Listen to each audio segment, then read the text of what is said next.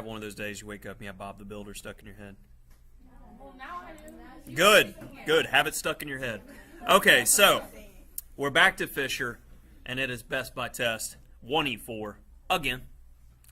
And in this game, Fischer elects to not go with his typical open Sicilian, but go again with a King's Indian attack structure. And one of the key things to remember when you're facing the Sicilian with a King's Indian attack is the commitment of this knight, whether it be to c3 or d2, you want to wait to have as much flexibility as possible. So for instance, if black plays after g3, knight f6, we can then start looking to go back into King's Indian attack theory like we saw in the Fischer-French game. So the knight is needed to protect the e-pawn here. But in the main game, we see g6. And the main reason you want to hold that knight back is the ability to blunt this bishop that's going to be fianchettoed. So bishop g2, bishop g7, castle, knight g7, all natural moves. So first we see rook e1. Same kind of theme. We're looking to eventually play e5 to blunt that bishop. d6, so he stops it. Logical.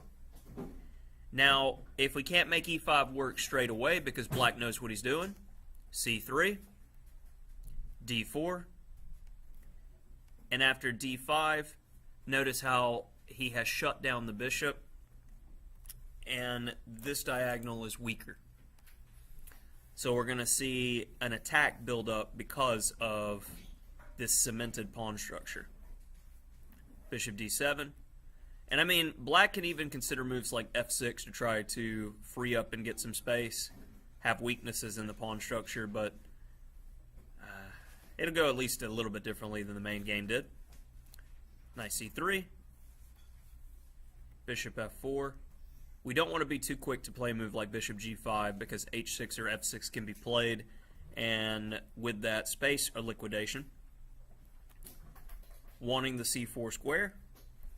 Now if knight c4, we have the idea of b3 to just kick the knight right out. Knight's never coming to c4 now. He got his bishop a decent square. Now, that was the main reason the bishop went to f4 and not g5.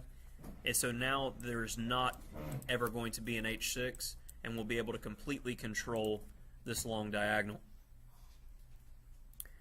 And here's a key moment where Fischer begins his attack. Because without playing f6, black has really just got a solid position. He's really pressed it to the maximum. I mean, probably he should have went with something instead of knight a to c6, something like queen b6, with the idea of trading all the rooks off, so Fischer's not going to be able to attack as effectively on the king side. g4. So black is still just slowly improving, but it's not going to be fast enough. Knight g3, and it's not often we see like a Tetris piece worth of minor pieces together. But when you see this type of stuff, you can expect coiled spring on that side of the board. So Fischer's about to attack viciously. Queen b6, h4, bishop h6, trying to get rid of this guard.